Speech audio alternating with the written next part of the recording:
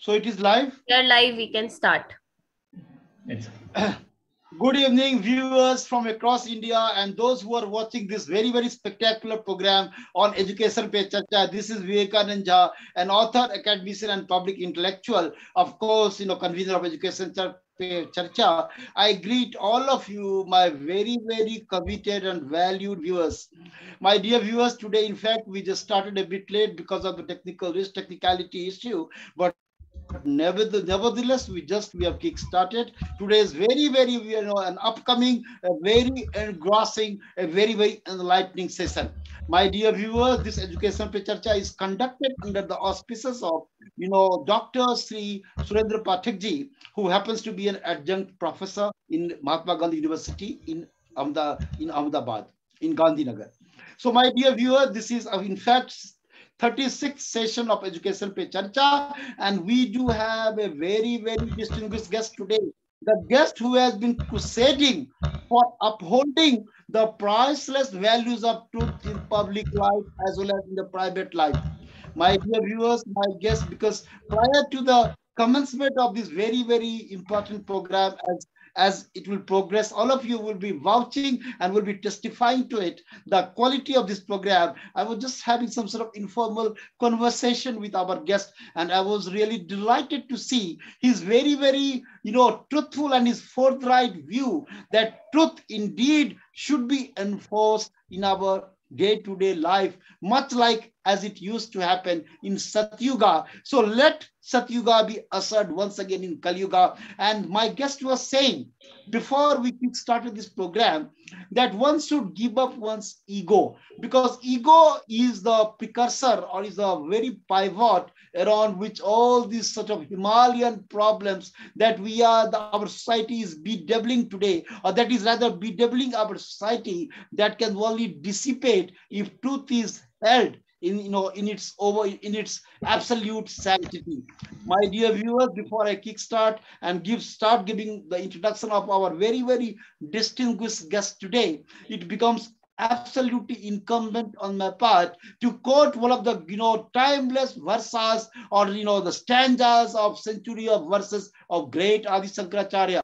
Great Adi Sankaracharya says in century of verses, mind nor intellect nor ego feeling, sky nor earth nor metal am I am he, blessed spirit I am he. No birth, no death, no caste have I, father, mother have I none, I am he, blessed spirit I am he. Beyond the flight of fancy, formless am I, permeating the limbs of all life, bondage I do not fear, for I am free, ever free. I am he, blessed spirit I am he. I just had to quote this very, very important stanza in order to emphasize on today's very, very important engrossing discussion, wherein the very important issue, which forms the part and parcel of today's very engrossing discussion, happens to be a truthful life education. Obviously, it now becomes very, very important to slightly dwell on the, because a very coveted guest today has a versatile persona.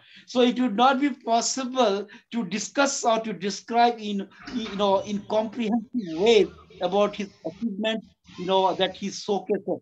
But nevertheless, in very, very short, it is very desirable as well as advisable for me to say a little bit about him. He's, of course, a neurosurgeon. We all know, from the discussions we have had, that he is a neurosurgeon.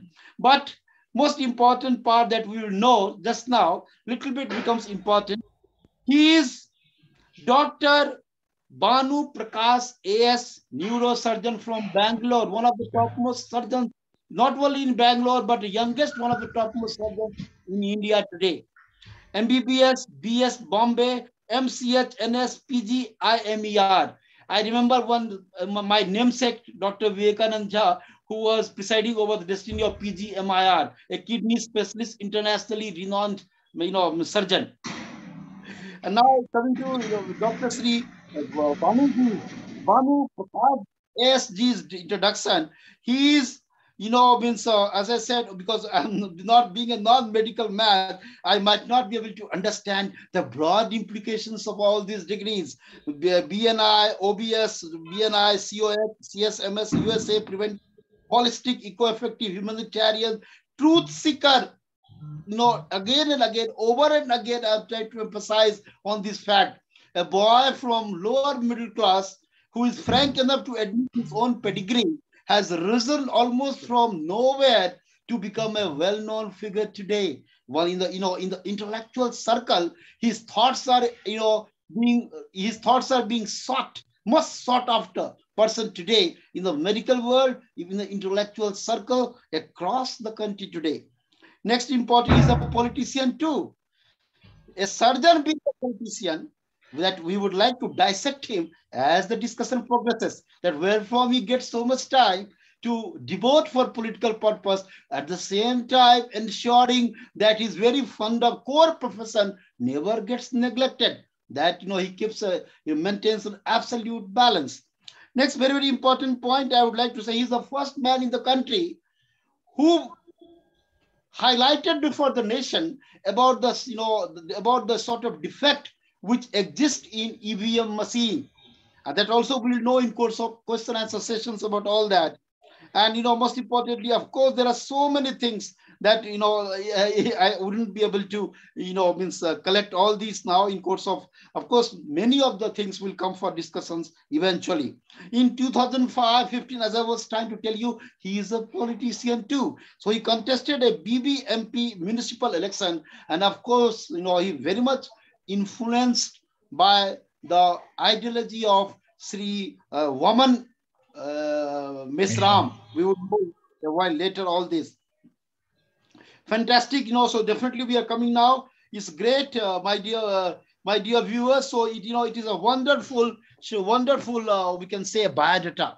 But now, before I start questioning, I begin the question answer session and welcome our very, very esteemed, guest on podium, on stage. It becomes important for me to tell something about Waman Mesram as well, because I too had the opportunity of viewing some of his videos, wherein I was also wonderstruck to see that his political vision, wherein he had almost challenged the Congress ideology, in as much as he was absolutely emphatic on this point, that why didn't Congress raise the issue of full independence, and why did it take so much time? Because the Congress party, through its resolution in 1929 in Lahore Congress session, it was the first time it sought the Purna Swaraj.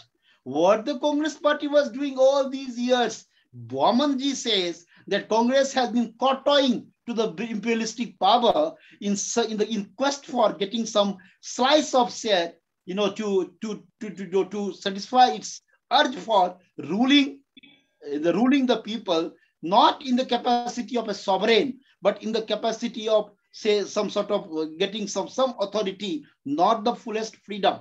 This is what woman Mesramji time and time again emphasizes on this particular fact. And I was really, when I sought to corroborate it through all my readings, all my documents, I found it an unimpeachable fact, an unimpeachable truth. Now, as I've already spoken about, Dr. BANU PRAKASH A.S., neurosurgeon at such a young age, a politician par excellence, a man who crusades for establishing truth in life. I'm not very sure, but maybe an iconoclast. Whether he is or not, that will unravel as the discussion progresses. Now, sir, I welcome you at such a young age. Yeah, you are blessing and blessing education pe Charcha. We too appear to be very much influenced by your overall exploits.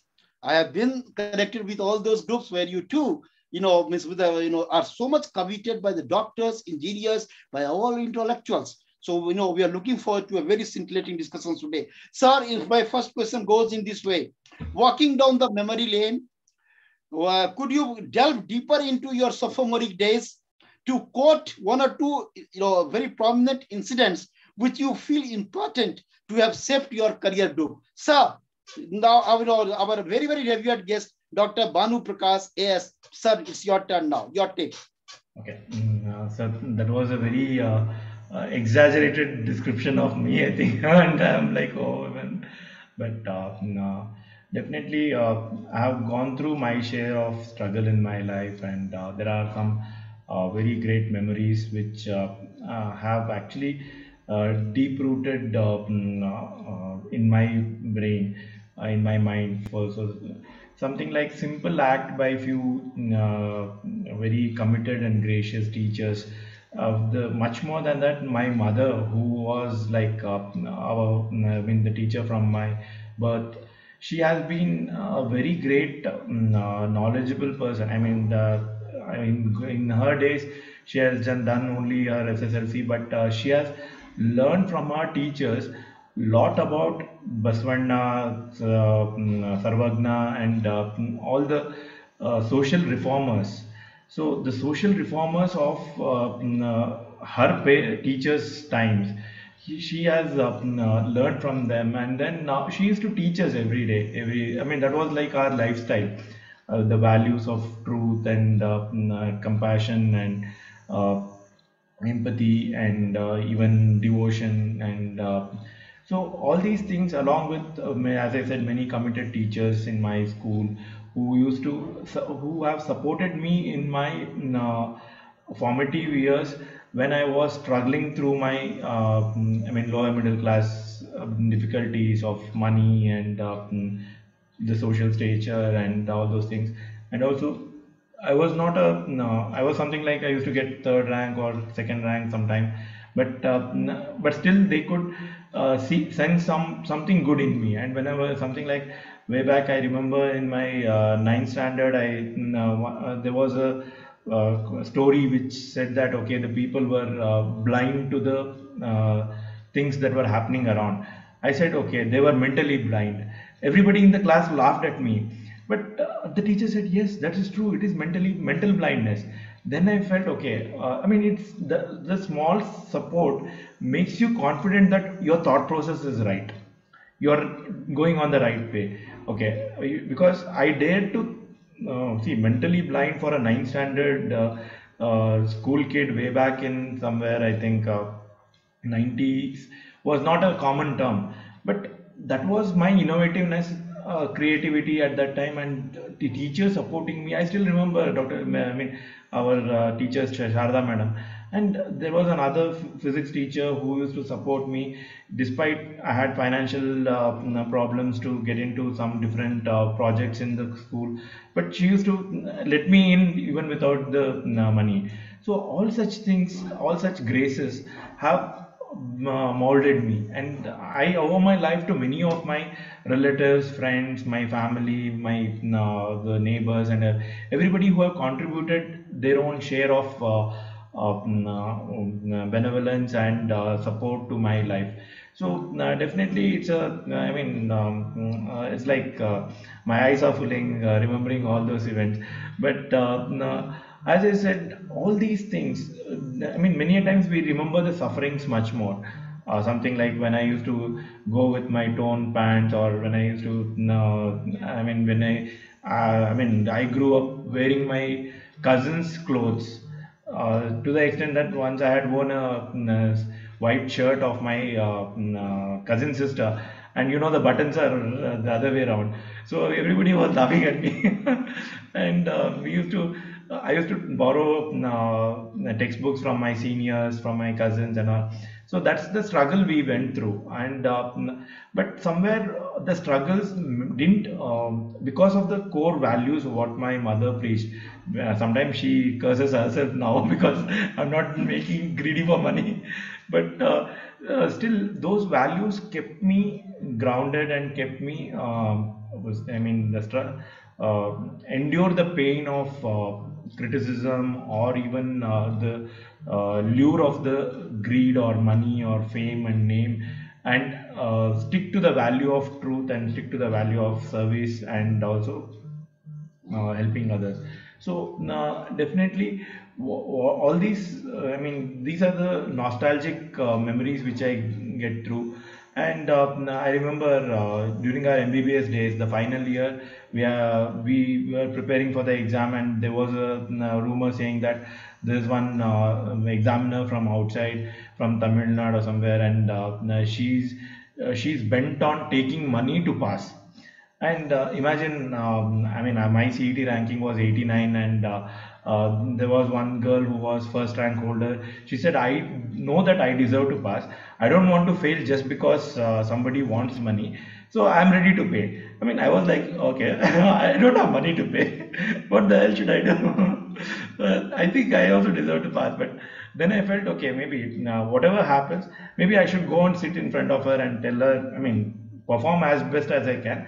Ultimately, at the end of it, I will say that, okay, I'm from a lower middle class background. Please don't fail me just because I have not paid money. Because if somebody had forced me to pay, definitely I would have said like that. But things didn't happen that way. Probably they wanted to take money as from somebody who is affording, somebody who wants to pass irrespective of not studying. So, I mean, every sort of corruption happens even in our medical field. I mean, I'm talking about way back in 1998, imagine.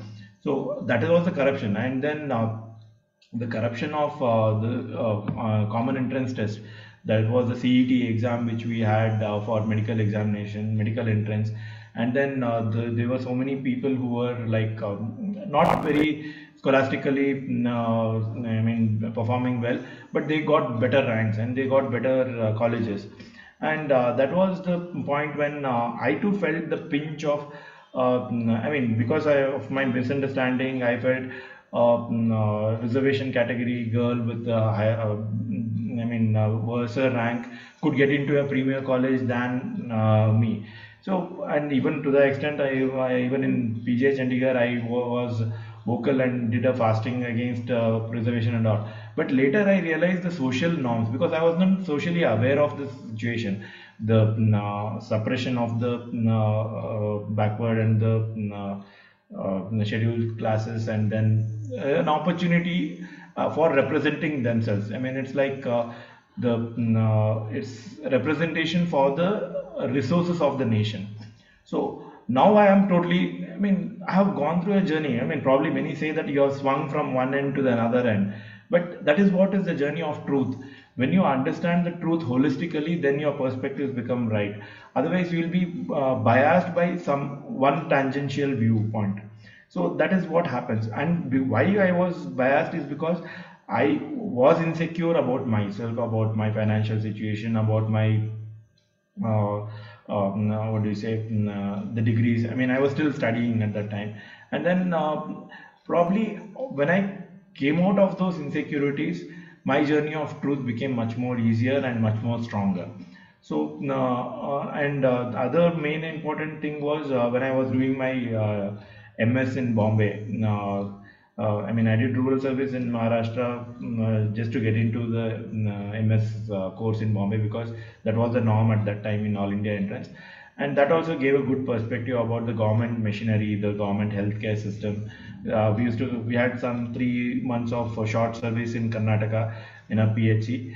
And now comparing the resources in Maharashtra, the resources in Karnataka, I could understand the difference between the different two state adjacent states, the health structure and the government commitment and all those things. And then during my MS, one major thing happened. As I said, I was coming third or second rank in my school. The first rank guy, he was overworking himself into PG course and a government service and private practice and all. And he developed tuberculosis of the brain, and he went into coma, and then he died. Then, I mean, I started living life to some extent after that. I felt okay. You never know when you die. Today is the day when you have to, I mean, work for your goal. At the same time, enjoy to some extent, and achieve your dreams. I mean, also fulfill your dreams and desires. So with that better balance of life, then I mean I shifted a gear rather. So then that was one turning point. And then I came to PJ Chandigarh. Fortunately, I got it in the first attempt itself. And there was a lot of departmental politics, and you know how the senior, junior suppression, ragging, and all the emotional turmoil. But despite all this, I I persisted there because being truthful is very difficult. One more important thing during my MS was there was a senior PG who faked a report of a patient. I mean, she altered the report. It was an abnormal report. She made it as normal so that the patient can become fit for surgery. And the patient had devastating bleeding intra-op, and then we had to transfer so many blood and all those things. And then I realized the importance of truth.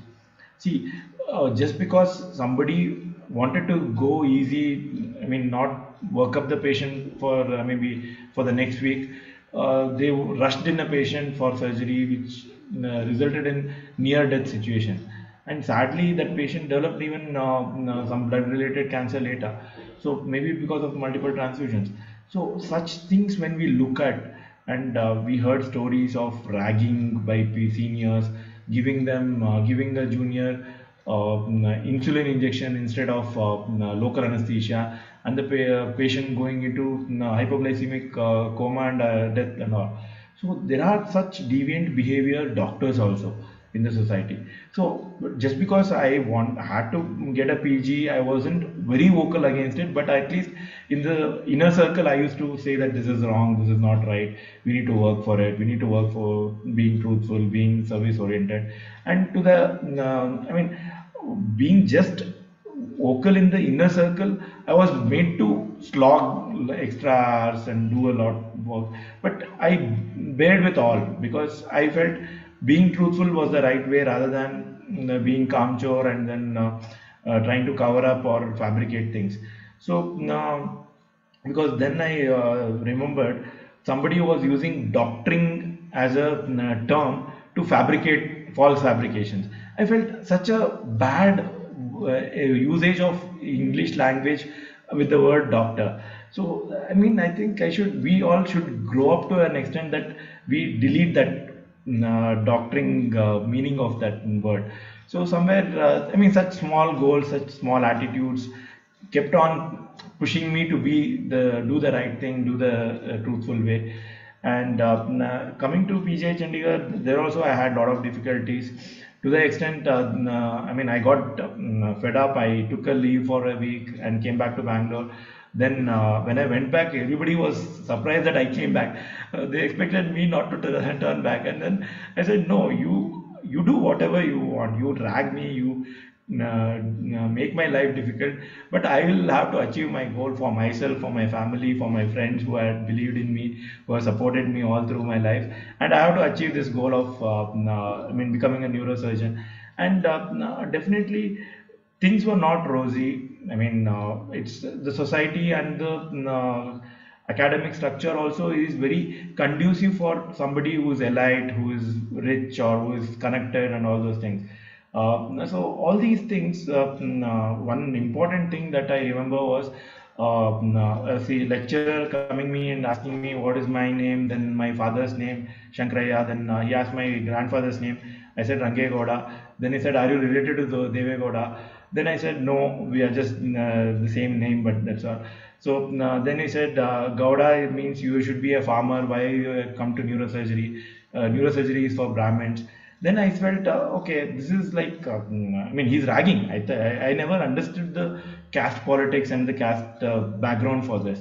But then maybe down the line, after 14 years, maybe that was in 2004. In 2014, 18, when I was in association with the Communist Party of India, they used to protest saying that भ्रष्टाचारी को धिक्कार और मनुवादी को धिक्कार.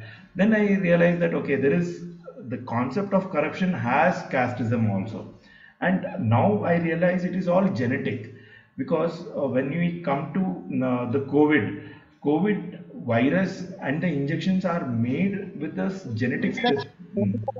I'm sorry to obstruct you because, of course, we'll come to this particular discussion a while later. My dear viewers, as Dr. BANU Prakashji was trying to, throw some sort of adequate light on the sort of mindset that, that takes a tangible shape over a period of time that he says, and he says based on his own experience, of course, it is some sort of congenital trait in as much as those who are as per his version, those who have a rich upbringing, they have a different perspective of life, just exactly in contrast to the one who tries to climb up from the from the bottom of the Social pyramid. life. Because to rise to the bottom of the pyramid undoubtedly is a Himalayan difficulty that he had himself confronted. One more thing, what Dr. Banu Prakash ji says, and that he talks about doctoring, the word doctoring, which is used for fabrication and for, it has some negative connotation, which has hurt him because he is a truthful man. He persevered for truth despite confronting all grave issues, all sort of gravity of problems, the monumental problems that he confronted. While pursuing his medical career, he came to have a sort of anathema for the very particular word being described, or having such a negative connotation. My dear viewers, I do recall, even in my schooling and in my sophomoric days, or rather since my sophomoric days, I have been reading about the Hindu growth rate. It is nothing but a snub for the entire community that, Hindu growth rate means it is a very sluggish growth rate. I fail to understand that, why economists would describe a very, sluggish growth rate as a Hindu growth rate. Even till this date, I have failed to comprehend the implication or the significance of this very description. So at times we come at odd with all these sort of the oddities which are institutionalized in our society. And naturally, as Dr. Banu Prakash ji, you have seen the way he has matured, all because he had to face, the Himalayan problems, the monumental problems, and today he has managed to come this far. Great, sir. Indeed, you described your sophomoric days with all sorts of instances that would value add to our viewers, because viewers would appreciate, they would also have a perspective that how medical students keep on struggling and how their struggle is not, or their journey is not a bed of roses. You very aptly described it. Coming to this question, Dr. Saab, since you already threw an adequate light on your medical journey, I am straightway, rather you can say, the lip frogging. This is the word my viewers, I would like to know that, Javed Miandad, one of the great cricketers of a time, he had described the then wicketkeeper, Indian wicketkeeper Kiran More, as a lip frogger. He was lip frogging. So, straight away from medical profession, I am switching over to politics, because here our esteemed guest had done a spectacular job, something unprecedented in Indian politics, to have challenged the EVM machine, and first man to have done it. And then Dr. Subramaniam Swamy filed a SIP, special leave petition in the Supreme Court. We'll come to know all that from his own mouth. So this goes, second question goes in this way, Dr. Banu Prakash ji. You are the one to have raised your voice against the manipulation of EVM, which even though not acknowledged by the authority, nonetheless got you vindicated in the wake of the Supreme Court's verdict on the same, that is on October 8, 2013, arising out of SLIP, the Supreme Court leave petition filed by Dr. Swamy. Your take on this, please. Okay. During my college days, I was a very nerd. I mean, I had only focus for studies, my degrees, and then a good job. And I want to add one thing. When I was working in a major corporate hospital, there was a junior of mine who was like from my Bangalore Medical College. Then he also did MS from Bombay. He did MCH from AIMS. And then unfortunately, one day he was coming to the hospital on the flyover. He was coming on a two-wheeler. Somebody hit from behind and somebody ran over him. So that was the end of his life. So then I realized rather than me slogging in a corporate hospital for the paycheck they give, I should be living the life, professional life of my values and my ethics, rather than compromising it under somebody or under a brand or under I mean, fat paycheck. So then I came out of that hospital, then I started private practice, and then I realized, I mean, I have been working in government institutes, so I know the functioning of the government health sector. But the private health sector and the corruption, medical corruption in private health sector, and the regulations, the governmental regulations which control the private health sector. And also in that hospital I could correlate the government health schemes which facilitate the hospital or some capitalist rather than helping the poor. See, rather than preventing diseases, they were promoting different costly cures for diseases, because that was always costly, and which involved kickbacks from hospitals, hospital owners to the politicians, and also the bureaucracy. So all this unraveled into a different world for me. And then I realized that okay, I should, this is a lot of corruption, I should be, because till then I was like reading only the from the 14th page of Times of India, that is the science and technology. I felt that the first 13 pages is all bullshit crap, psychology and politics. But later I realized that why the science and technology is behind us. The first thing is the psychology and the politics, which controls the science and technology. So then I got into India Against Corruption through the Anna Hazare movement, and then I was active. I was one of the active founders in Karnataka Aam Aadmi Party, and I felt that okay, we should be challenging, like what Digvijay Singh said. If you want Lokpal, you come to the parliament. I thought we should challenge the existing politicians, the MPs, and we should get into the parliament. I was about to contest for the MP elections in 2013 itself, but my family and friends, they just somehow convinced me not to. Then they convinced me to start off with the BBMP. So in 2015, by then I had a lot of ethical and difficulties with the Aam Aadmi Party. The way they went, the sort of dilemmas and dualities in that state branch, and also even the national branch which we see. So then I moved out of that, and then there is Dr. Prakash Narayan. He was an MP before, he from Telangana, and then his party is the Lok Satta party. Actually, Lok Satta party was one of the planners for the India Against Corruption. So I joined that party. I contested the BBMP election, municipality elections in Karnataka. Then I realized that there is something odd. I mean, the amount of goodwill I got during campaign, the amount of feedback, and the amount of votes was very discordant. And the votes were like nearly the same in different categories of areas. Like some are educated areas. There also I got the same percentage of votes. In some slum areas also I got the same percentage. In Muslim area also I got the same percentage. In Hindu areas also I got the same percentage. So despite the diversity of the people, of the voters, I got the same, nearly same percentage of votes in all the booths.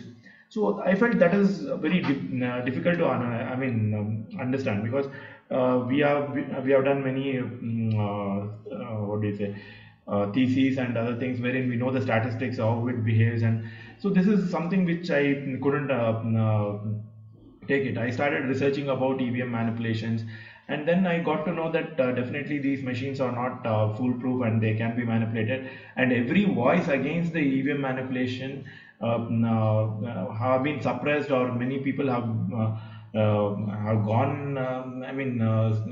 What do you say? They are not found at all. They have, some in Hyderabad engineers who raised his voice against is not found at all now.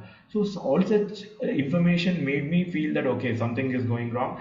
And then I started the movement called Truthful Elections, and we wanted paper ballot. We did a lot of programs, and we met the chief election commissioner in the chief election officer in Karnataka.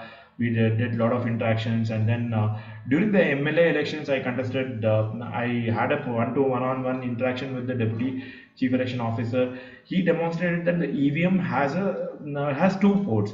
He was connecting to only one port from the EVM to the ballot unit, and from the ballot unit it used to go to the totaling unit.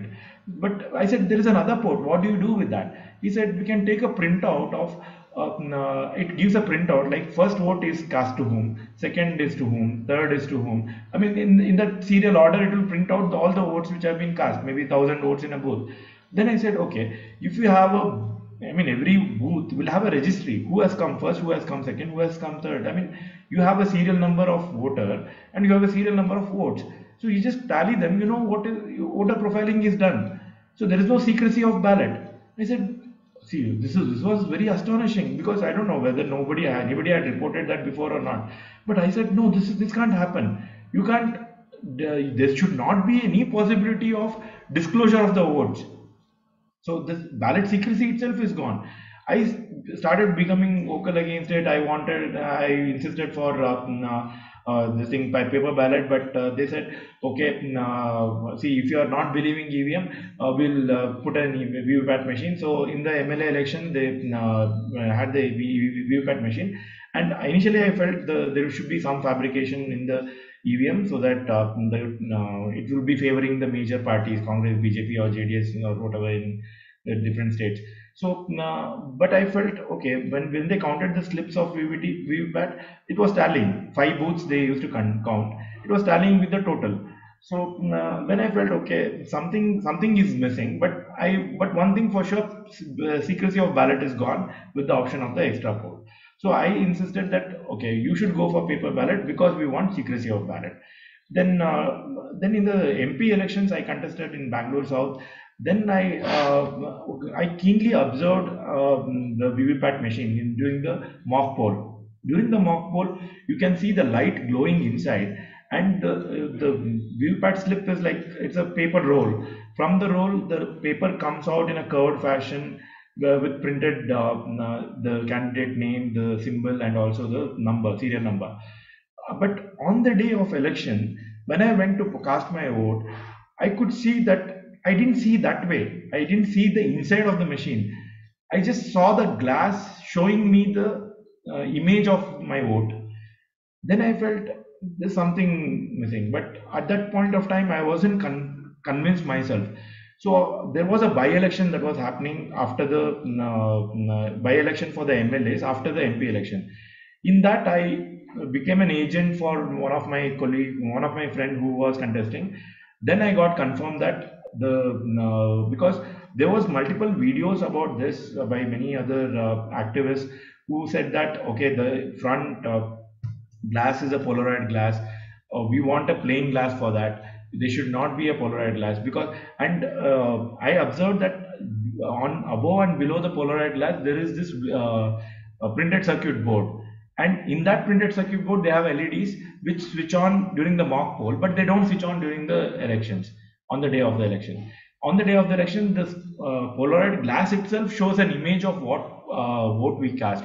So inside there could be something different being printed. So that different being printed could be tallying with the EVM total.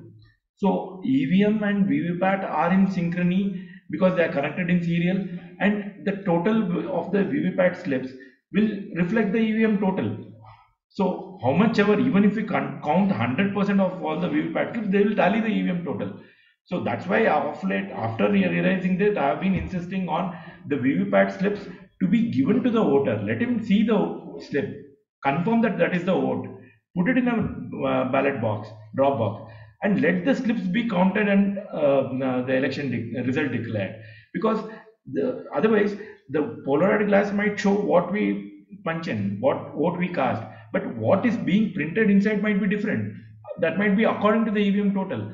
And I have been telling the commissioner, I wrote multiple letters to the chief election commissioner to the extent in 2020, I did a fasting protest from morning till evening in front of the chief election officer in Karnataka.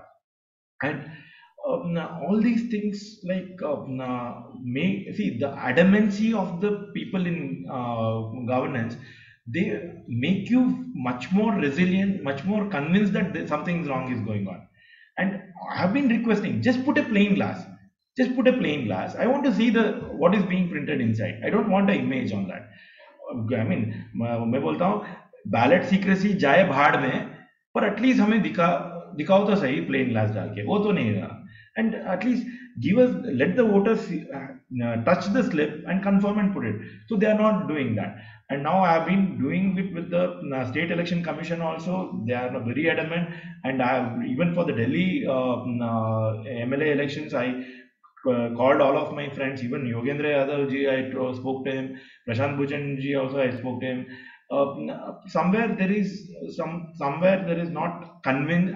Maybe I wasn't convincing enough, or they are not ready to accept it that VVPATs also can be manipulated, and that's why it's still in a hung state, and people are just carrying out with the EVMs and VVPATs, and till these machines are there, because many of the greater democracies of the Europe, like Germany, Japan, and France, they still depend on paper ballot. Why? Because any machine is man-made, can be manipulated. I mean, and I have a hunch that the manipulation happens during the see. It's every machine can be programmed. Like you have heard of the Aam Aadmi Party demonstrating in the assembly about how to which serial number to be made the first first highest voters, which can be made the second one. You see, you can just type in different keys and create a victory for one candidate, and the second candidate will get some percentage. And each machine can be configured to be like, one will be 71%, one will be 74%, one will be 75.3%. You can configure them. So all these things can be happening in the servicing time. And one more major thing, we say that we have come out of the kingmanship and to the democracy, but the EVM servicing company belongs to Vasundhara Raje's son. Somebody. Are we still slave to the kings? What are we doing here? So, and the printout from the EVM about the serial votes can happen while they're doing servicing, the dusting of the EVM machines. So definitely this voter profiling. And the strange thing that has happened now in Karnataka is the ward limits what they created are so haphazard, and rather than making the main roads as boundaries for the wards, they made some ridiculous weird shaped wards, which would be like, it can be done only by profiling the voters. When we analyzed our local areas, we could see if you can see this. I don't know if the light is now. I think you can see now. See, is Right. this the shape of the ward? See, this was the old ward. They have made it into this shape. This was an adjacent ward. They have made it into this shape.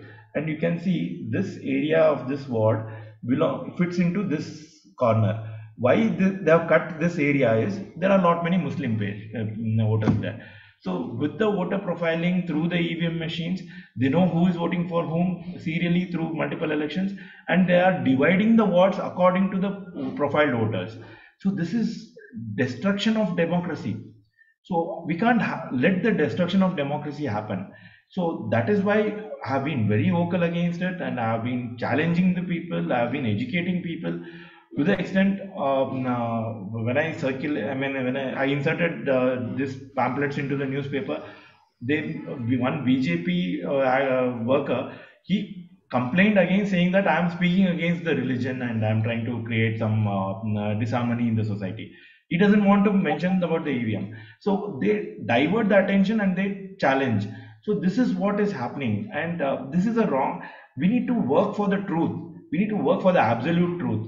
They say that you can't do paper ballot elections. I say, okay, take out the EVM. Just take out that extra port in the EVM. Let there be VVPAT slips. Just give the VVPAT slip to each voter. Let him see, confirm, put it in a box, count the box. Even if if the counting should happen immediately after the election, something like at 5 o'clock the polling stops. Maybe 5:15, if they start counting even 1,000 votes, they can count in half an hour to an hour, and within that time we will have result of every booth. The declaration of the result will be only after totaling all these things. So such sort of a decentralized election system should be the best way. And definitely Subramania Swamy sir had initiated the process, but you will see the psychology and the politics playing here. He was in Janta Ranga at that time. He initiated the protest. He filed a PIL in the Supreme Court, and then he was taken into BJP and made an MP, and then he got silent. Then Vaman Meshram sir was the greater activist who pursued that and ensured that the VVPAT machines came into the being. But VVPAT has been manipulated in this way that the Polaroid glass is inserted and we are just shown what we press is such a what is Thanks a it, lot. mockery of democracy. You explicated on the whole issue, and most importantly, the Supreme Court also, through its own verdict, when it found some sort of technical deficiency or technical fallibilities about which you have you have explicated or illustrated. Of course, is you stand vindicated. There might be some sort of technical deficiency which needed a course correction. That is what you prescribe. That exactly has been your prescription. Thanks a lot, because we have so many questions to discuss. I would like to, because let the viewers get the fullest benefits from you. So it is my humble request if you could just be little concise Okay. in your answer. I'm coming to the very next question. You conducted 3,000 surgeries free of cost, in gratis. You did not charge even a single penny, whereas you claim to have conducted surgery of over 10,000 patients. Could we conclude then that you are switch over from surgery to politics, because politics is a full-time occupation? So is it that you consider yourself a consummate surgeon and consequently you took a plunge in politics, or you thought of abandoning surgery for the greater good of society and you adopted politics as as your summum bonum, as your raison d'etre and your summum bonum? Your take on this? Okay. In US, Dr. Ben Carson is a neurosurgeon who is a congressman also, and it's Dr. B.C. Roy was a chief minister, and also he used to practice in the evenings. So I'll say that, see, I am a brother, I am a son, I am a what do you say, uncle, I am a friend or a cousin. We play different roles. Similarly, politics and profession are different roles in the society. Yesterday night, I did an emergency surgery for a head injury, so I have not left the profession here. And how do I balance is the curiosity with everybody. See, when I need surgery to be done, most often I would prefer for myself to be there. But I have a good team of members like juniors, including OT assistants and junior neurosurgeons, who help me out with the surgeries also. And also, I have given the medical management protocol in a printed form and in a PDF, which I circulate to all the nurses and the doctors, duty doctors in all the hospitals where I go. So everybody is well versed with my protocol of treatment. So even if I don't see, many a times when the patient comes, even before I reach the hospital, my protocol of treatment is already started, and that is the emergency need of the hour. So that is how I decentralize work. So, and coming to politics, you said politics is a full-time job. No, it is not full-time job. It is just policy making. It is just debating the clauses, debating every word, debating every punctuation, and coming to the consensus and finalizing a policy. See, a corporator doesn't get a salary.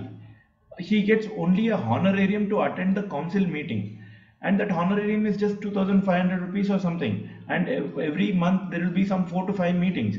So effectively he might get just 15 to 20,000 rupees of a honorarium. But he might get some perks like a vehicle and an office expenses and other things. But do you think we can live a life with that? Honestly, sincerely, with only that money? Do you want us to be corrupt?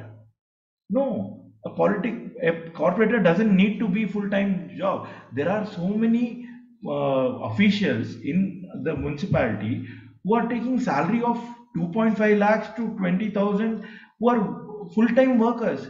They have to do the job. We just have to take public opinion and create policies. But the problem is, like, the bureaucracy is corrupt. they मतलब वो खाते हैं इनके मुंह में रगड़ देते हैं, मतलब the monkey eats and it smears to the goat's beard. So such sort of a situation is happening. The bureaucracy blames the politicians blame the bureaucracy.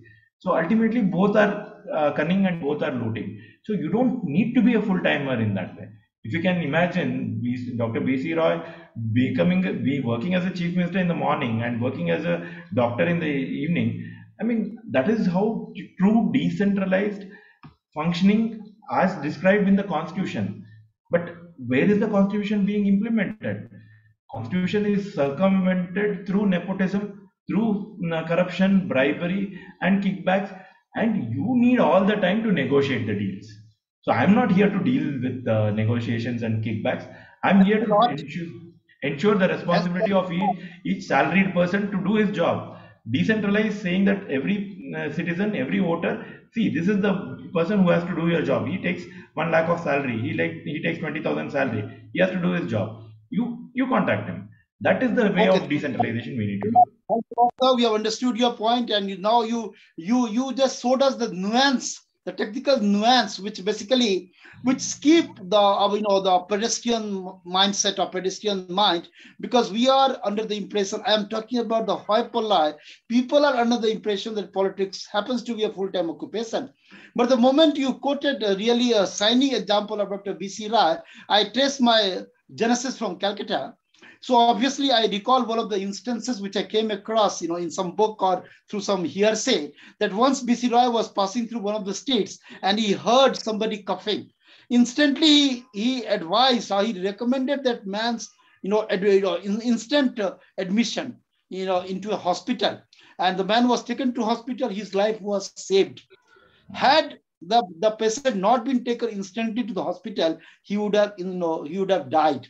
So of course he was a great man, balanced his medical responsibilities along with his political obligations. Really one of the greatest, you can say, human beings too. And of course, the way you are stepping up, maybe you are also going to leave your mark behind. One most important thing I would like to say here, in fact, while you were speaking on this, we are just coming to a very important question, because this question I would like to know, because you are very much influenced by Mr. Vaman Mesramji. Vaman Mesramji, has a visceral hatred for so-called Manuvadis. So this question I'm coming to this question is just coming in front of you. I think has got some sort of controversial element in it, but this is also you have to respond to, Yeah. because we need a No, response from your I'm end happy also. you asked the question because I'm coming to your, going by your biodata. I just deciphered this piece of information. You are strongly opposed to Hinduism in its present form. Of course, there are so many vices. It is self-explanatory and, of course, self-manifest. In fact, you find it extremely loathsome, with the institutionalized hierarchy of Brahmanical system ruling the roost. So what is your say on this, please? sir, medically, I would say there is a supremacy psychosis in few people. Supremacy psychosis by birth, by age, that is very common in the society. मैं बड़ा हूँ, मुझे respect दो. I mean, I have to. The elder one should always dictate. The younger one, see, my. I told about one of my junior neurosurgeon, junior friend of mine who died.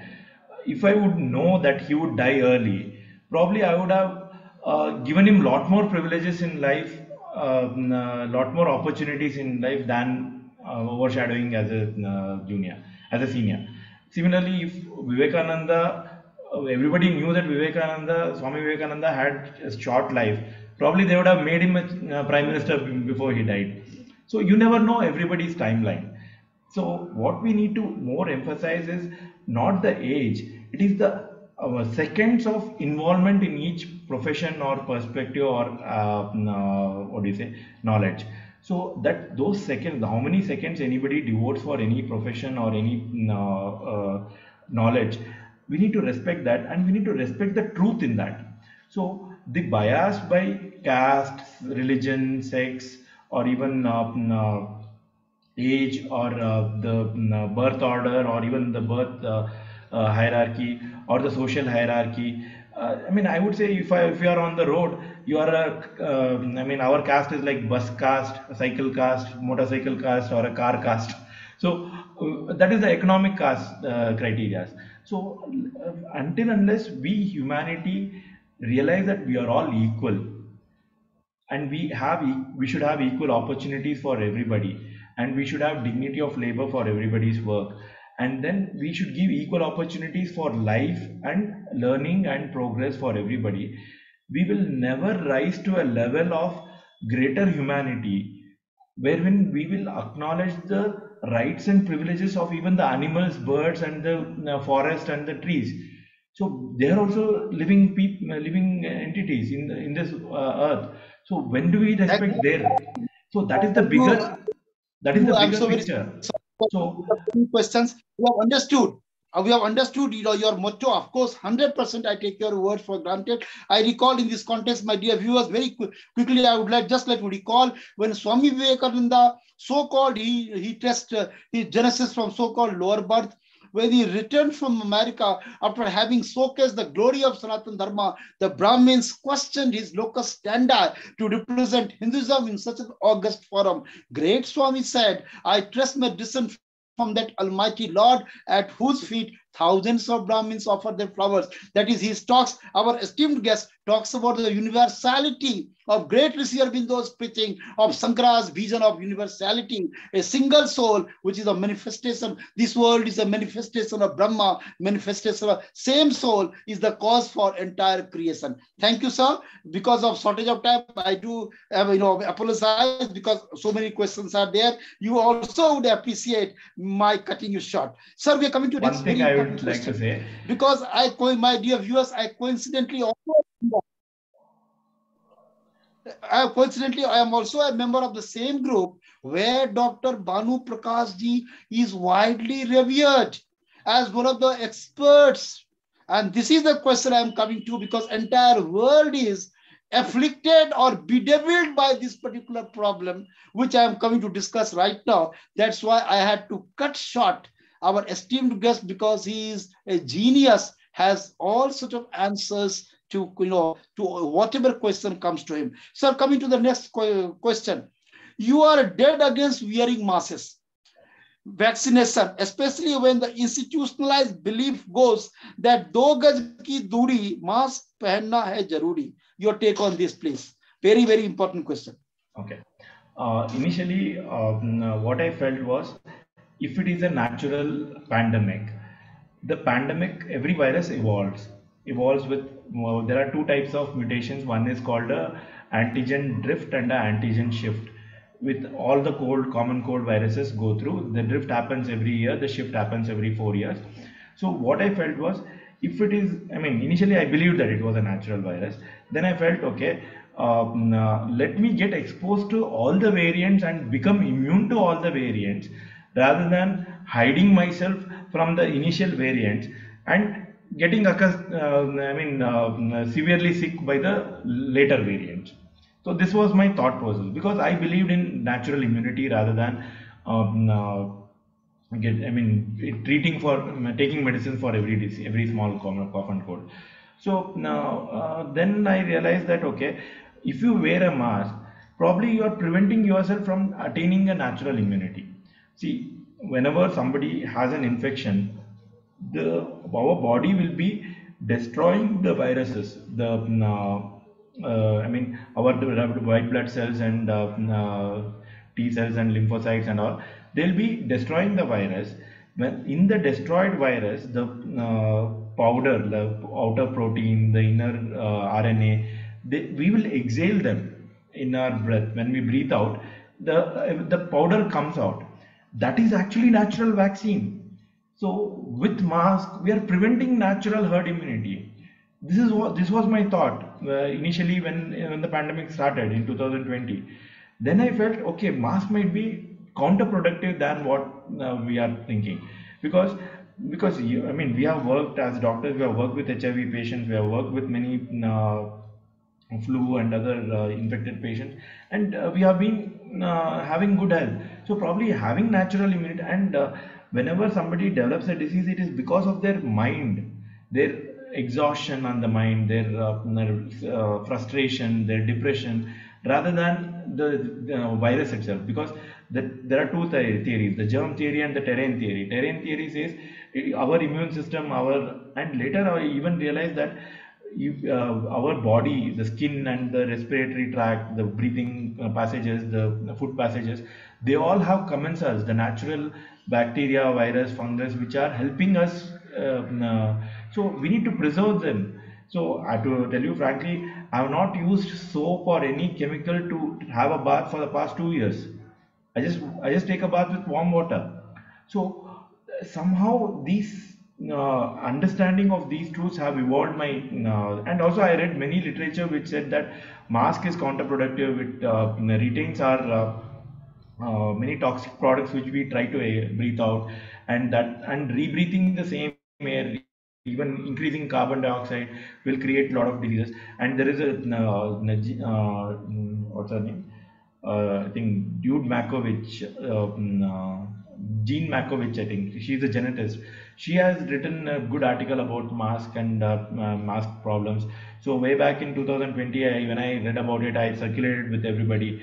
Then I used to, I even spoke to all the BBMP, the municipality officials, and even the health officials to not impose the compulsory masking and other things. But somehow I felt I should not be very hard. I mean, hard about it.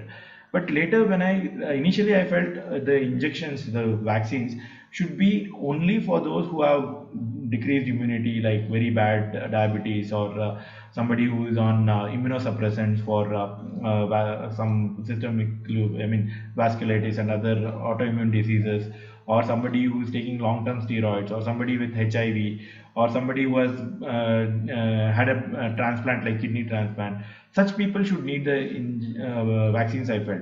But surprisingly, when we understood the disease pattern of the disease, such people were not getting affected at all, because their autoimmune response was not that much. So they never developed a frank COVID disease. So then I felt, okay, if our own immunity is the culprit here, why is our immunity causing the problem? Because the spike protein contains angiotensin converting enzyme, which goes and creates blood clots in all the small blood vessels.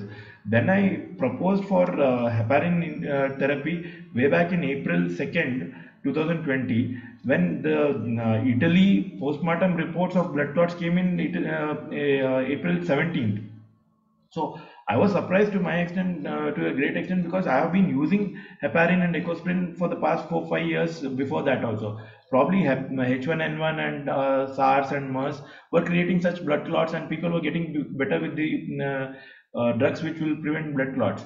So all these understandings made me feel that okay, this disease is treatable with I mean anticoagulant drugs and all. So now we need to use those things, and also decreasing the inflammation with steroids and other things would help the disease, and vaccines might not be needed in many patients.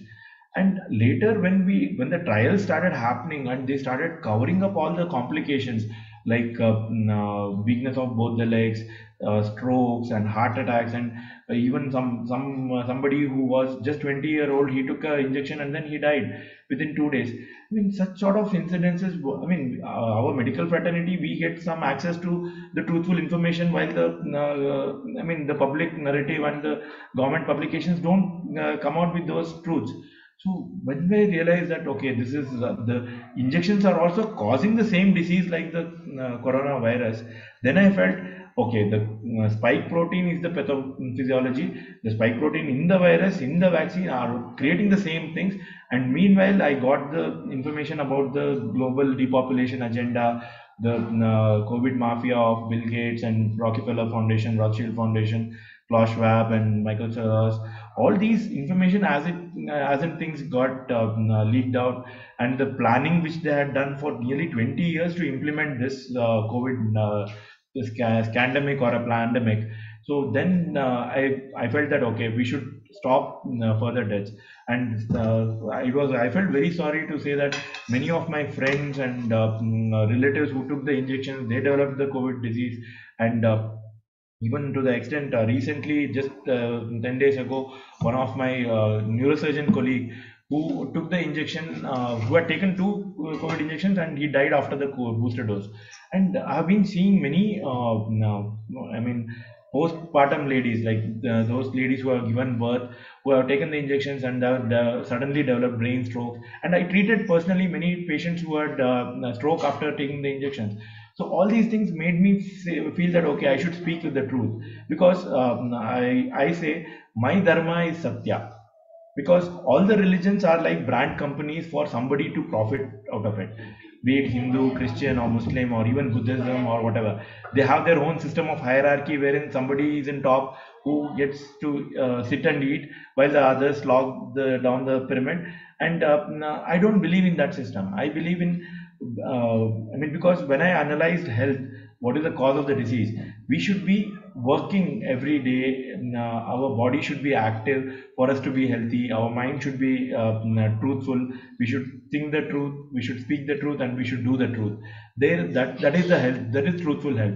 So when I realized this, then my initiative and my conviction to speak the truth makes me be loud about it, be outspoken about it. And as I started speaking out, many people confirmed the evidence. And what I've realized of late, which nobody has published or which I haven't read around, is that the injections and the virus is targeting the aborigines across the world. Because see, I'm like brown skin, you're also brown skin. I don't know your iris color, maybe it might be light brown. The iris color is one of a greater indicator for the ethnicity and the race. See, the Romans had blue iris or green iris, and those what we call the hybrids of Romans across the whole world have different shades of color, from the blue to the darkest brown or the black color in Africans. So those who have the aborigines with the darkest or the black iris are dying mostly because of heart attacks and strokes than the light-eyed ones. So the what I feel is the Roman supremacy, which they had a plan maybe 1,000 years ago, because human civilization is not like just 10,000 or 20,000 years. It's far beyond. So the previous civilization history has been eliminated so that people don't come to know the truth. So the Roman civilization, which wanted to control the whole world, has dispersed across the world, created its own progeny, created its own hybrids of across all the different ethnic groups and aborigine groups of the world. And now it wants to depopulate the world. Their target is from 7 billion to 5 billion in by 2030, and their target is only the pure aborigines, and preserving the hybrids and the purebred Romans. So how do they do? Why I realized was this angiotensin converting enzyme, the spike protein, has polymorphism. It has different forms of this protein, and the different forms are different in different ethnic groups, and they are specifically targeting the aborigines. And the same injection, if you give to a Roman or a hybrid, they won't get affected, they won't have any problems. It happened like one couple came. The lady is fair skinned with green eyes, and the son is like brown iris. The son has had fever and malaise after the injection. The mother didn't have any problem. And I had a Brahmin family who came. The elder brother is fair skinned with light brown eyes. The younger brother is slightly dark skinned with darker iris. The younger brother's daughter is also fair skinned with a lighter iris eye. But the injection they have all three have taken, but the younger brother has developed stroke and has developed fits after taking the injections. So all these, and the neurosurgeon who died, he's of a Tamilian Dravidian background with dark skin and dark iris. So, and it's not just restricted to Dravidians in India, it is restricted to all the aborigines across the world, the Bushmen, the what do you say, aborigines in Australia or even Canada, the North America, South America, everybody. So that's where the lie comes in, because Bill Gates was involved in the eugenics program during the Nazi period. His father actually. So they have a psychosis. It's a disease that I am supreme by my race. Like how the Brahminocracy says that we are supreme by birth, we are supreme by caste. The Romans feel that they are a supreme race, only their race has to survive. So when we correlate and connect everything, the Romans, Jews, and the Brahmins are blood relatives. See, I'm also a hybrid, I'm not a pure Dravidian, but I feel that I have to suppress the greed of my Roman genes and what do you say, inculcate the equality of and the purity of Dravidian genes. Of, I mean, the sense of nature, I mean, being Thanks a one lot. with the nature, being sense of equality. You already explicated, you already illustrated on it. It was a very, very, very important and very useful interpretation of, of medical, of one of the versions of medical science, and definitely it will help our viewers a lot. But I am so very sorry, apologetic. Just time is out. I have got one very important question which I would like you to respond. Actually, Dr. Banu Prakashji, I was just flipping through your profile, and I came to this question is based on your profile. You consider Rohingyas being victimized by RSS. This I felt very awkward. That's why I want your explanation on this. Okay. Victimized by RSS, who you think did all the damage in collusion with the military junta in Burma, and then seeking their misplacement from India. Don't you think it is a bizarre prescription and unfounded belief, not supported by the ground reality? Your take on this, sir, please. Initially it started off with the opinion from an associate of Vaman Meshram sir, Dr. Vilas Karath. He is a researcher in Ambedkar Foundation, and he's researched about ethnic groups and all. So now with his inputs about the RSS shakas in Burma, and what I've understood is the COVID mafia has integrated the Roman and their hybrids across the world. The Romans who invaded the different parts of the world have created their genetic lineage. The genetic lineage across all the countries are integrated to each other. The juntas in Burma and the Brahminocracy, the what we call the Manuwadi in India, they both those supremacists think alike, and their goals are alike. So in that process, see, what we call Sanatana Dharma has been there for 2000 years, maybe 4000 years or something, and Christianity is just 2000 years old, and Islam is just around what do you say 1400 or something like that. So when we look at a newer religion has more restlessness and more fighting spirit, and also there will be a lot of confusion among themselves. So the Islam, the jihadi perspectives, the fight against for survival. See, no society across the world can live without the hard work of the so-called scheduled tribes in India, from and the minorities like Muslim community. They are the hard-working laborers who are like converted scheduled tribe people to Islam, because they wanted some sense of equality which the Sanatana Dharma or the Hindu Dharma couldn't offer. So with that conversion, what they became was a marginal community or a minority community which was susceptible to the oppression when the major community comes into power.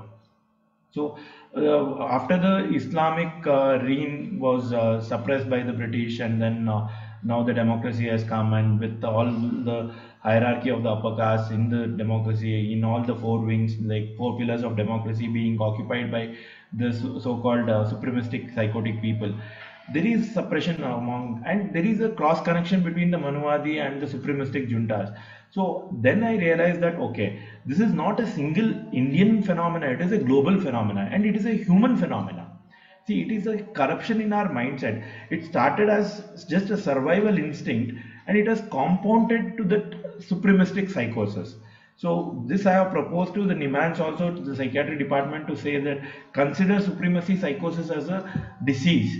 Identify that, like how white supremacy is being debated in US, as to consider it as a disease, to start counseling and psychotherapy and even psychiatric medication for that supremacy psychosis.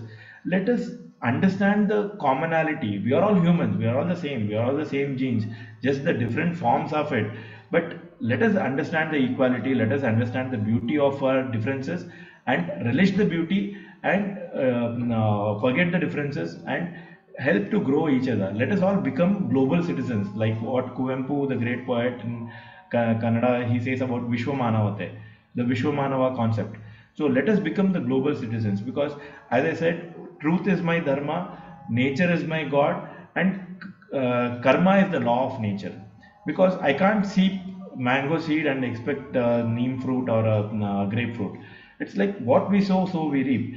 So every action, every word, every thought, we sow the truth, we reap the truth. So let us be truthful. Why? Because as a neurosurgeon, I see how I was trying to prevent brain cancers, because many in the world, after brain cancer happens, only a small kid of around 12 years old has lived up to 26 years of age. That is the highest survival. So 14 years she has survived. But whatever brain cancers I have seen, they have survived maximum 3 weeks to three years. So such a devastating disease, if we want to prevent, how do we prevent? It's not just by organic food, it's not just by forest food, it's not just by exercises, it's all in the mind. If we think truth, speak truth, and live the truth, then only our body will work in harmony. Because I understood Ayurveda, the chakras what we have, the all the chakras what Ayurveda describes. When you correlate in allopathy, we find the neural plexuses, the hypothalamus, the pituitary, and all these cardiac plexus, celiac plexus, hypogastric plexus, the nerve plexus which are related to it. Brain is actually smaller than the nerves in the tummy. I mean, our abdomen has more nerves than the brain. So these plexuses are the ones which control our body, our health. So we need to keep everything in synchrony and harmony. That harmony comes with only the truth. If we know that something, if I lie to my family, friends, relatives, colleagues, and then I know my mind, subconscious mind knows the truth. The subconscious mind is connected to all the chakras. That will create the disharmony, that will create the disease, that will create the cancers. So this is my theory Thanks a of lot. disease. Thanks a lot for gracing and blessing education pe Charcha. In fact, you have so much in yourself, but I have got so much, still quite many questions left, but the time is knocking at our door. It has been a wonderful interaction. You try to enlighten our viewers with multiple aspects and dimensions, many of which were still unexplored, and it came to many as revelations. My dear viewers, when our honored, very revered guest talks about Islam being, of course, I don't have any qualm in confessing the fact that Islam is a greater equalizer than Hinduism. Despite being a devout Hindu, I must confess the fact that the hierarchical caste system has been the bane of Hinduism. Why Hinduism, despite being the oldest religion on earth, why it has shrunk and it continues to be shrinking, while that of Islam or any other religion has always been expanding on the horizon. It is all because of this caste factor. Caste factor, as expounded in Bhagavad Gita, is not based on congenital traits. It is absolutely based on the karma, the work or the activity one does. Whereas because of the misinterpretation, we have misconstrued what Lord had said, and that has become absolutely proved undoing for Hinduism. I appeal from this august platform with such an august guest, having expounded and explicated on the in length and breadth on this particular issue, and I have no qualm. Again, I reiterate that why Islam has been expanding, of course, through swordmanship, there is no denying the fact. Through persecution, no denying the fact. But there is one factor which differentiates it from that of Hinduism, or especially Hinduism. It is because it is a greater equalizer. Like Buddhism, it is it is casteless religion. So Buddhism is a greater equalizer. Of course, the Hinduism should imbibe the spirit of Buddhism, and it should be casteless. The moment Hinduism is casteless, Hinduism is the greatest religion on earth. It is because of this black spot, because of this tent, it brings disgrace to Hinduism, or great Sanatan Dharma, which has no parallel in this world. Because Ekam Sadvipra Bahuda Badanti, the great philosophy of Sanatan Dharma, or Vedas, that itself talks about the equality of all religions, which no religion on the earth so espouses or so talks about. But we have failed to achieve our end. It's all because of all sort of scourges that have kept us down for millennia and millennia, and Hinduism has been losing its traction only because of this caste factor, this decisive caste factor, which we all have to get rid of. Thank you, sir, for highlighting this very, this severe shortcoming, crippling deficiency in our religion, which needs to be absolutely eradicated if Hinduism has to flourish. I'm absolutely on dot, in agreement with your statement in letter and spirit. It is a time, my dear viewers, to invite Dr. Shri Surendra Pathak ji, our partner of this program, to translate our conversation into Hindi in gist. Now it is up to Dr. Shri Surendra Pathak ji. Dr. Pathak ji, please, it is your turn, sir. नमस्कार। मैं सोच रहा था कि मैं कहां से अपनी बात शुरू करूं। एक मिडिल क्लास फैमिली से निकला हुआ एक व्यक्ति कैसे न्यूरो सर्जन हो जाता है और केवल न्यूरो सर्जरी में ना लग के वो पूरे समाज का विश्लेषण करता है, राजनीति का विश्लेषण करता है, उसकी समस्याओं को पहचानने का प्रयास करता है। मुझे लगता है कि जब आप बात कर रहे थे तो मैं ये विचार कर रहा था कि जो मानसिक बीमारियों की जो जड़ है वो यही है, हमारा प्रजातंत्र का फेल हो जाना, भ्रष्टाचार का बढ़ जाना। आपने मेडिकल करप्शन की भी बात की। तो इसी के कारण से जो रोग पैदा हो रहे हैं, जो बहुत सारे मानसिक विकृतियां पैदा हो रही हैं। और फिर आपने ईवीएम की भी बात की। ईवीएम को लेकर आपकी अपनी एक अवधारणा है जो आपने की, आपने उसकी बात रखी, लेकिन इतना तो संकेत स्पष्ट रूप से मिल ही रहा है कि प्रजातंत्र यदि फेल होता है तो उसमें ईवीएम की भी एक भूमिका है। तो इसलिए ऑनेस्टी, या जिसको कह रहे थे कि आप सत्य ही एकमात्र रास्ता होता है, प्रकृति ही भगवान है। तो मुझे लगता है कि जो आपने बात की अपने पूरे इंटरव्यू में, उससे एक ही मूलभूत संकेत मिलता है कि हमको ये बीमारियों का इलाज तलाशना पड़ेगा जो मानसिक सामाजिक विकृतियों को जन्म दे रहे हैं और जिनके कारण से हमारा जो मूल चरित्र है मानव के रूप में और जो संस्कृति है, सभ्यता है, वो सभी क्षतिग्रस्त हो रही है। आपने पश्चिम में जो कॉन्स्पिरेसी थ्योरीज है उसकी भी बात की। हम लोग मीडिया में हैं, बहुत सारी स्टोरीज ऐसी फ्लोट होती रहती हैं और उसमें से निष्कर्ष निकालना बहुत मुश्किल होता है। लेकिन जब ये निष्कर्ष किसी ऐतिहासिक परिप्रेक्ष्य में रखे जाते हैं तो ऐसा लगता है कि सच के कुछ निकट है।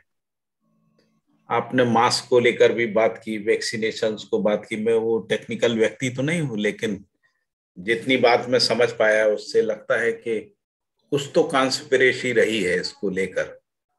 और मूल रूप से शायद दुनिया पे राज्य करने की नीयत है या पैसे कमाने की नीयत है, क्योंकि पैसा बनाना भी मेडिकल प्रोफेशन का एक बड़ा एजेंडा है। और प्राइवेट क्लिनिक में भी होता है जो दवाइयों के रेट फिक्सिंग का। तो आप क्योंकि कारपोरेट से जुड़े हुए उसमें भी सर्जन रहे हैं तो आप इस बात को समझते ही हैं कि किस प्रकार से सस्ती दवाइयों को महंगी दर पे रेट कॉन्ट्रैक्ट करके लोगों के साथ चीटिंग की जाती है। जितने लोग जो हैं बीमारी से नहीं मरते, उससे ज्यादा लोग जो है इस बात से पीड़ित हो जाते हैं कि इतना भारी बिल। मेरे कोरोना के समय हमारे मध्य प्रदेश में भी देखा कि कई लोगों के बिल 25 लाख से लेके 45 लाख तक गए। आदमी की जिंदगी की पूरी पूंजी उसमें लग गई और उसके बाद भी पता लगा कि बच नहीं पाए, खत्म हो गए। तो ये एक बहुत आपका जो पूरा इंटरव्यू था वो बहुत सारे मुद्दों को कवर करता हुआ था। रियली ऐसा लग नहीं रहा था कि कोई बात फोकस हो पा रही है, लेकिन ये बात जरूर लग रही थी, जैसा विवेकानंद जी भी कह रहे थे, कि ऐसा लगता है कि अभी आपको और सुना जाए, आपके अंदर जो बहुत सारी बातें हैं वो निकल के सामने आए और समाज उसको समझ सके, विचार कर सके। और जो आपकी जो व्याख्याएं हैं ब्रेन को लेकर, और जो 7 चक्रों की आपने बात की, जो एनर्जी के सर्किल हैं और उससे जो कनेक्टिविटी है, वो एक नया एक मतलब जिसको कह सकते हैं इंडियन थियोलॉजी का या फिलॉसफी का एक अपना विचार करने का तरीका है, जिसमें कॉन्शसनेस को और ब्रेन को डिफाइन किया गया है और एनर्जी को डिफाइन किया गया है। मुझे लगता है कि आपका उस पर गहरा अध्ययन है। कभी और अवसर मिलेगा तो और भी बातें आपसे सुनने का मौका मिलेगा। मुझे विवेकानंद जी ने इस अवसर पर बात रखने, समीक्षा करने की या आपके सारांश को प्रस्तुत करने के लिए कहा था। मुझे लगता है कि इससे ज्यादा हमारे पास समय नहीं है। मैंने कोशिश की है कि कुछ बातें सार रूप में जो है, जैसे आपने लास्ट में ये कहा कि सुप्रीमेसी को भी जो है बीमारी के रूप में हम लोग अपनी परंपरा में कह भी रहे थे, अतिव्याप्ति दोष, अनाव्याप्ति दोष, अव्याप्ति दोष, ये तीनों प्रकार के दोष हैं, ये बीमारियां हैं। और यदि यही भ्रम को पैदा करती है, आदमी जब अपने से अपने को ज्यादा मान लेता है, अपने को कम मान लेता है, हीनता में ग्रसित होता है, अहंकार में ग्रसित होता है ज्यादा मानने से, या वो भिन्न मान लेता है, वो जैसा है उससे भिन्न मान लेता है, और यही मानसिक बीमारियों के जड़ में है। क्योंकि सभी मानसिक बीमारियां जो है भ्रम से होती है। अस्तित्व में सत्य है, प्रकृति में सत्य है, और मानव का जन्म भी सत्य के वक्ता के रूप में ही होता है। तो मुझे लगता है कि आप सत्य के इर्द गिर्द ही अपने पूरे संवाद को, अपने पूरे विमर्श को और चिंतन को सत्य के इर्द गिर्द ले जाने का प्रयास कर रहे थे। बहुत बहुत धन्यवाद। बहुत धन्यवाद sir. Thank you, sir. Thanks to Dr. Shri Surendra Pathak ji. Indeed, my dear viewers, it was a very, very engrossing, a scintillating, and really enlightening discussion.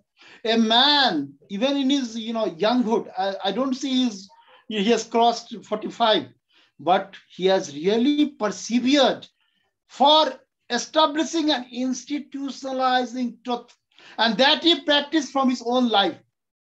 I remember, my dear viewers, on this very, very august occasion, when we have a personification of truth, an epitome of truth, I recall one of the supreme sacrifices and contribution of Shri, of one of the topmost engineers of this country, that is Shri Satyendra Dubey, who sacrificed his life at the altar of the preservation of truth.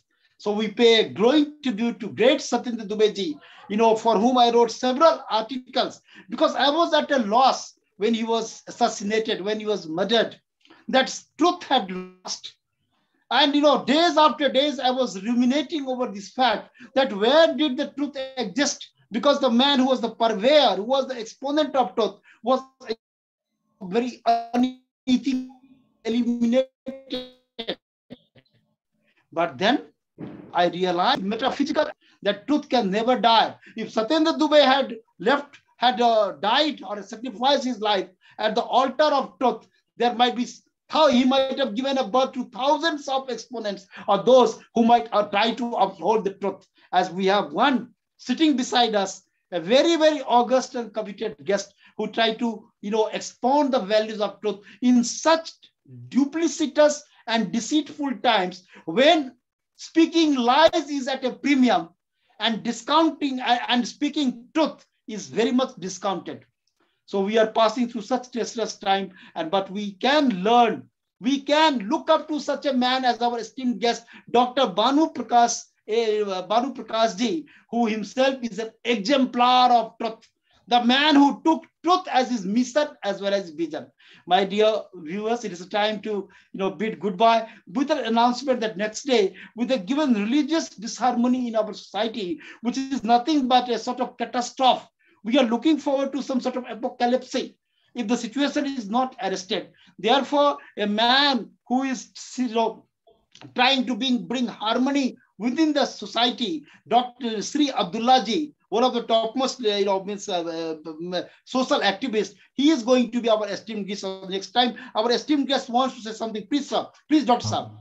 Sir, I don't know the details of Dr. Dubey you were speaking about, but one thing it's my experience. Initially, when I spoke the truth, it was harsh on few people. They took it in a different way. I have received threats for life also in my life. But what I realized later was how I put it across. See, the truth has to be soft like water, cool, flowing slowly. It's like it should be like the river which molds the rock boulders around. It should not be like a hammer into a stone. So we need to be compassionate and compassionate about the person whom we are speaking to, and think that okay, they have been poisoned by the perspectives or poisoned by propaganda, so they need to be healed out of it rather than hammered a truth into them. So when we take that path of compassion and empathy, then I think we won't create restlessness or antagonism or even hatred. So that is what is the latest change which has happened in me over the past 2 years. So now, because I was very harsh with my truth initially, and I have faced the consequences of it, but now I have, I mean, this is the psychological understanding, and I hope I won't sacrifice. I don't want to sacrifice myself for truth, but at the same time, I don't want anybody. I want everybody to be truthful because for the health benefit of it, because our health is there in the truth, and our happiness and peace and our karma is there in the truth, and being truthful, be compassionate and be empathetic, so that you don't suffer because of truth. So this is the last message I want to give. Thank you, sir. Okay, thanks a lot.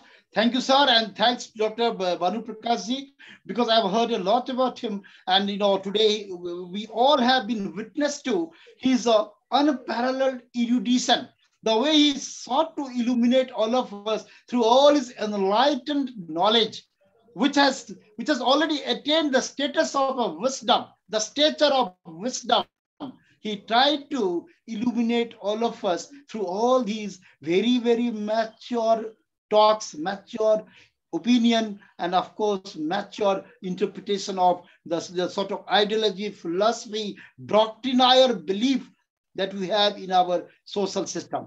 Thank you, sir. And my dear viewers, once again, I reiterate my commitment. We will meet again on next Saturday with Abdullah Ji, who is a social activist who is seeking to bring harmony in society through through spreading the brotherhood and the fraternal bonding between Hindus and Muslims and all other communities. So we will meet again on next Saturday at 7 p.m. Thank you, sir, once again. I have no words to express my deep sense of gratitude, for your upholding the values of truth, which has been fading from the society. If we have even 10 people like you who so steadfastly stand by the values of truth, our society will be absolutely free from all sorts of maladies that continue to afflict us, and which has been making the society, which makes society rather degenerate or degenerative. So we have to extricate the society from the precipice of doom. And in order to do so, we have to institutionalize truth in our society. And that can start if we, an individual begins, adhering to truth in letter and spirit. With these words, we take, bid all of you goodbye. Thanks to our esteemed guests, sir, and thanks to Dr. Surendra Pathakji, Sabya Pathakji, and all, most importantly, all our esteemed viewers who have been logged into us, who eventually will view this very, very productive and efficacious video, will definitely derive an immensity of benefits out of it.